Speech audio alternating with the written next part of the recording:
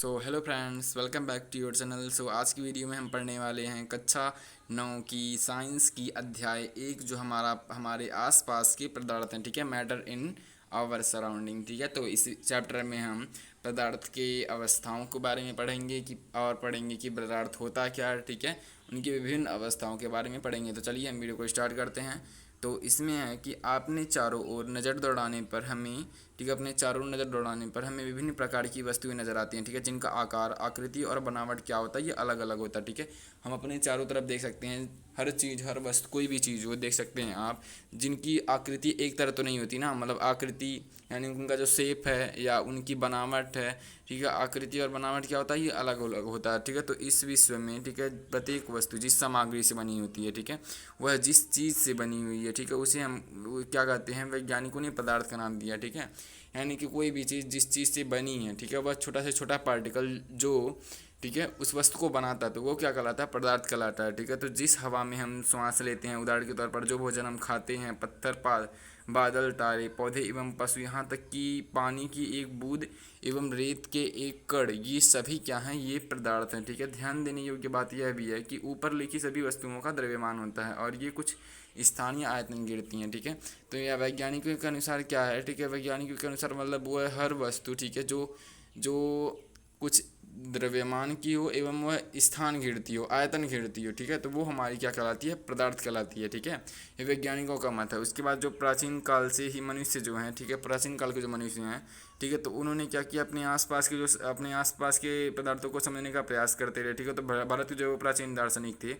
ठीक है, उन्होंने 5 मूल तत्वों में पदार्थों को वर्गीकृत किया। ठीक है, जो क्या थे, जिसे हम पंच तत्व कहते थे। ठीक है, तो ये पंच तत्व क्या थे, वायु, पृथ्वी, अग्नि, जल और आकाश। ठीक है, ये 5 तत्व, वायु, पृथ्वी, अग्नि, जल, आकाश। ठीक है, तो ये उनके अनुसार जो था, ये इन्हीं पंच तत्वों से ये सभी वस्तुएं बनी हैं, चाहे वो सजीव हो या निर्जीव। ठीक है, उस समय के यूनानी जो थे, वो दार्शनिकों ने भी पदार्थों को इसी तरह वर्गीकृत किया था। ठीक है, उस समय के जो यूनानी दार्शनिक थे, उन्होंने भी पदार्थों को इसी तरह वर्गीकृत किया गया था पंच तत्वों में। ठीक है, यानी कि हर वो वस्तु जो मतलब कोई स्थान, या पहले तो हम देखते हैं वैज्ञानिकों का मत था कि हर वो वस्तु जो कुछ द्रव्यमान की वह में स्थान घेरती हो, तो वो हमारी कहलाएगी पदार्थ। ठीक है, और जबकि हमारे जो प्राचीन काल से जो मनुष्य थे, उनका मानना था कि जो मतलब हर वो वस्तु, ठीक है, इन्हीं पंच तत्वों से बनी होती है, वायु, पृथ्वी, अग्नि, जल, आकाश। ठीक है, जिन्हें हम पंच तत्व कहते हैं। ठीक है, अब आधुनिक जो वैज्ञानिक है, ठीक है, जो अब के वैज्ञानिक है, उनका क्या मत है, उन्होंने क्या किया, पदार्थों को भौतिक गुणधर्म एवं रासायनिक गुणधर्म के आधार पर 2 भागों में बांट दिया। ठीक है, किन किन 2 भागों में बांट दिया, भौतिक एवं रासायनिक गुणधर्म। ठीक है,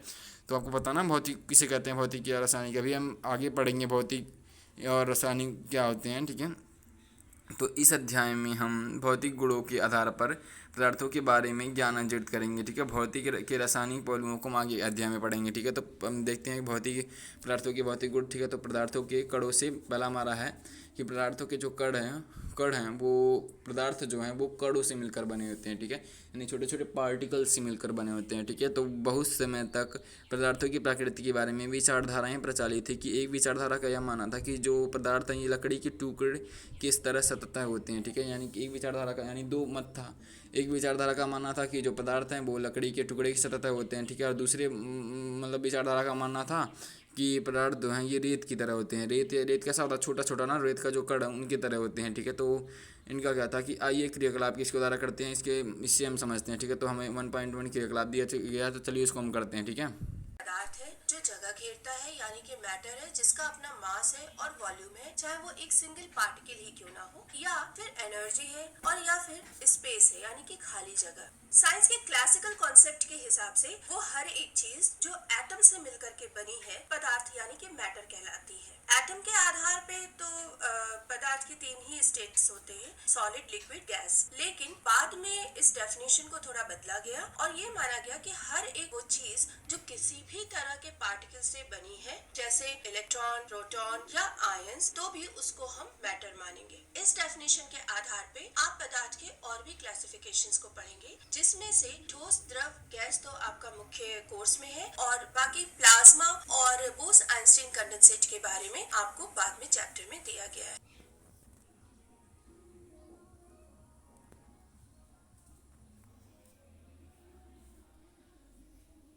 बीकर लेकर के उस पे आधा बीकर पानी भरें और निशान लगा लीजिए। कोई भी घुल जाने वाली चीज जैसे नमक या शर्करा को कांच की छड़ से घोल दीजिए। आप ध्यान दीजिए कि क्या पानी का लेवल थोड़ा सा बढ़ा? क्या आपको नमक और शर्करा दिख रहा है? आखिर ये गए कहाँ? क्या वाटर के लेवल में कोई चेंज दिख रहा है आपको? हम देखते हैं कि नमक जो है वो पानी में घुल गया है, पानी के लेवल में कोई भी चेंज नहीं हुआ। इससे यह निष्कर्ष निकलता है कि सभी तरह के पदार्थ छोटे छोटे पार्टिकल्स से मिलकर के बने हुए हैं और इन पार्टिकल्स के बीच में स्पेस होता है। यह एक्टिविटी जब हम कर रहे थे तो हमने ये कंसिडर किया कि मैटर जो है वो पार्टिकल से मिलकर के ही बने हुए हैं। अगर पार्टिकल से मिलकर के नहीं बने होते, ये एक कंटिन्यूअस चीज होती, जैसे कि लकड़ी का सरफेस हम मान लें, तो नमक या शक्कर जिस किसी को भी हम ऊपर से पानी के सरफेस पे डालते वो उसके अंदर नहीं जाता, सरफेस पे ही रुका रहता। आइए अब देखते हैं एक्टिविटी 1.2।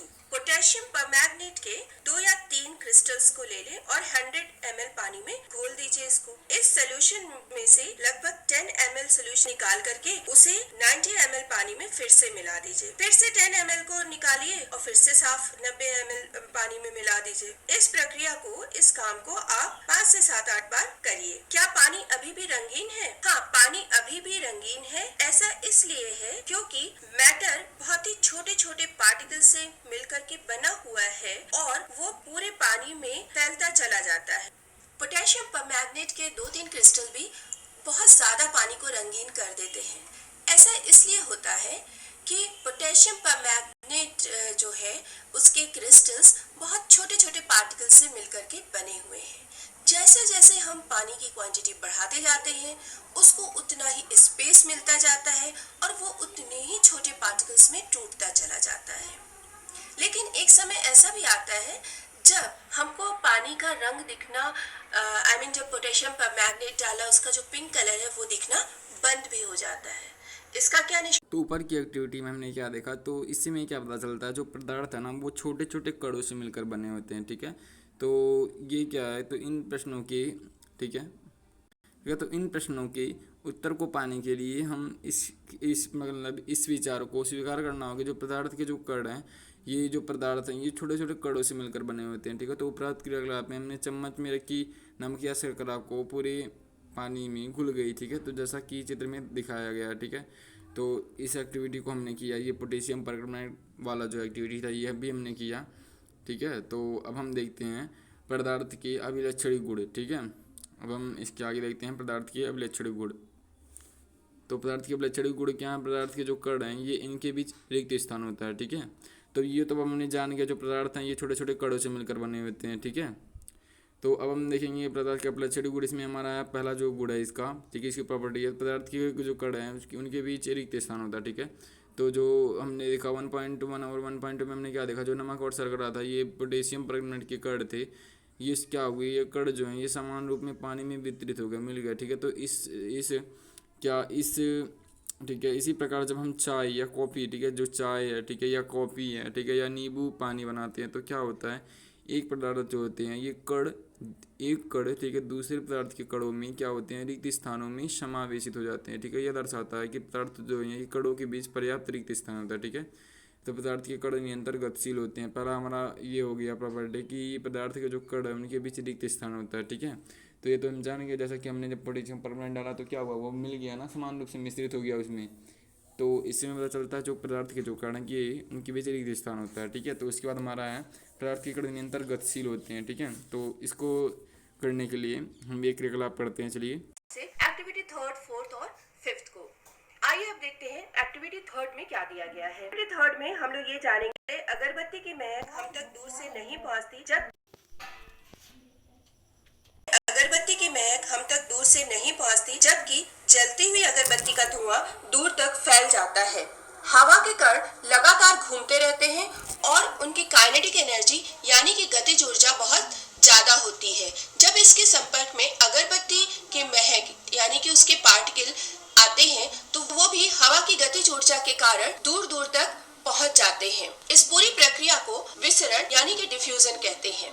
आइए अब समझते हैं डिफ्यूजन क्या होता है, यानी कि विसरण किसे कहते हैं। डिफ्यूजन का साधारण अर्थ ये है कि मैटर का दूसरे मैटर में मिक्स हो जाना। डिफ्यूजन गैसेस और लिक्विड में ही हमको देखने को मिलता है। सॉलिड में ये डिफ्यूजन ना के बराबर होता है। ऐसा इसलिए होता है क्योंकि गैसेस और लिक्विड में पार्टिकल्स लगातार घूम रहे होते हैं, उनकी काइनेटिक एनर्जी ज्यादा होती है। डिफ्यूजन हमेशा हायर कंसंट्रेशन से लोअर कंसंट्रेशन यानी कि उच्च सांद्रता से निम्न सांद्रता की ओर होती है। मतलब कि उनके पार्टिकल्स जहाँ पे ज्यादा होंगे वहां से वो उस जगह घूमते चले जाएंगे जहां उनके पार्टिकल्स नहीं है। चलिए करते हैं एक्टिविटी 4।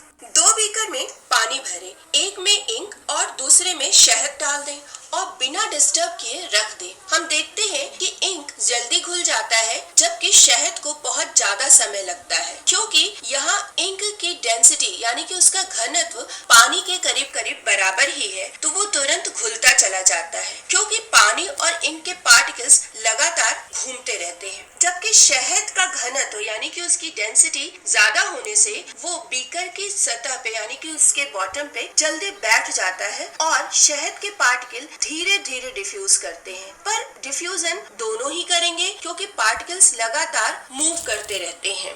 यहाँ वॉल्यूम यानी घनत्व बराबर द्रव्यमान बटा आयतन। इसका वास्तविक मतलब क्या है कि अगर हम एक यूनिट एरिया को कंपेयर करें और उसके अंदर पाए जाने वाले पार्टिकल्स को कंपेयर करें, तो अगर नंबर ऑफ पार्टिकल ज्यादा होंगे तो उस पदार्थ को हम बोलेंगे कि इसकी डेंसिटी ज्यादा है यानी कि उसका घनत्व ज्यादा है। जबकि सेम यूनिट एरिया में अगर नंबर ऑफ पार्टिकल कम है तो हम बोलेंगे कि इस पदार्थ की डेंसिटी कम है यानी कि उसका घनत्व कम है। आइए अब शुरू करते हैं एक्टिविटी 1.5। 2 बीकर ले लें, एक में गर्म पानी और दूसरे में ठंडा पानी ले लें और बिना हिलाए एक जगह रख दीजिए। इसमें एक तो क्रिस्टल कॉपर सल्फेट या पोटेशियम परमैंगनेट जो भी अवेलेबल हो उसके डाल दीजिए। हम देखते हैं कि क्रिस्टल धागे की तरह घुलते चले जाते हैं। ठंडे पानी में धागे की तरह घुलने की प्रक्रिया देर तक होती रहेगी, जबकि गर्म पानी में ये तुरंत ही घुल जाएंगे। लेकिन एक समय बाद दोनों बीकर में ही पोटेशियम परमैंगनेट पूरी तरह घुल जाएंगे। इसके 2 कारण हैं। मैटर के पार्टिकल लगातार घूमते रहते हैं और ज्यादा हीट देने पर ये मूवमेंट